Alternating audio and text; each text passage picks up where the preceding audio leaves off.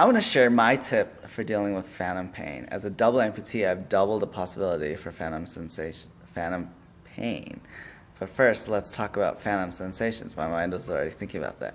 Um, as an amputee, many of you might have experienced the sensations, and they are just that, sensations, no pain. When I first became an amputee, I experienced it as itching, on my calf or my ankle, on any part of me that's no longer there, and it was annoying because I couldn't scratch it. I tried scratching the air around where my limb used to be, and that didn't work. It's like a mental trick. Now I don't really experience any itching. I experience a tight feeling in my feet, like my feet are tightly bound, or I'm wearing tight socks, which I've heard others experience. How do you experience your phantom sensations if you have those? Some days it's more pronounced than others, like I feel like my feet are more tightly bound, and other times I just don't experience it at all, and I think maybe that's because I'm distracted, but I have those sensations 24/7. With phantom pain, though, I rarely experience that, maybe once every 2 months, and I'll tell you my trick for dealing with it. I wiggle my toes. Yes, my toes that are no longer there. You know how you can feel your limbs? Well, I wiggle all of my toes. I can feel my big toe, my middle toe, my pinky toe, and so I sit there in the mornings when I first wake up, checking my emails and social media, and I wiggle my toes. I usually do this while I'm lying down on my stomach, and I'll go through all the motions, my big toe all the way down to my pinky toe, and then I'll even move my foot. I can feel my foot too. I'll plantar flex it, dorsiflex it, and you can see your muscle in your stump contracting when you do that. And I'll do that in the morning for about 5 minutes, and then I do it at night before I go to bed for 5 to 10 minutes.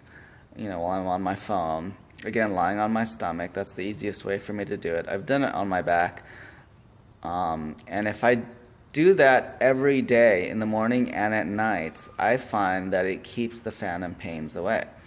And then if I do experience phantom pains, usually I'll notice that I haven't been doing my toe wiggling. So I'll have the phantom pains, and it'll last, it could be like somewhere 30 minutes, 10 minutes. It'll be sharp shooting pain or a crushing pain, or, it could be in my calf or my ankle or my foot. And when I do experience those, I'll think back for the past week, I really haven't done my toe wiggling. And so that really does keep it at bay for me. So maybe it can help with you. When I first started wiggling my toes, it felt a little weird at first. It took about 2 weeks to get used to it. And I didn't really see the muscle contracting in my residual limb. But eventually I did, and I'd feel more comfortable with it. So try wiggling your toes. It's going to be a weird sensation at first because, you might not have any toes. Well, if you're an amputee, you won't have toes. If you're a leg amputee at least. So try that. Try wiggling your toes and see if that helps it go away. I'm the kind of person that tries to do everything without drugs. If I have a headache, I don't like to take not alcohol. What is it? Advil, Tylenol. I don't like to take that. If I'm sick, I try to get over it better, unless I'm like really sick. But some of those pain medicines like gabapentin can be addicting.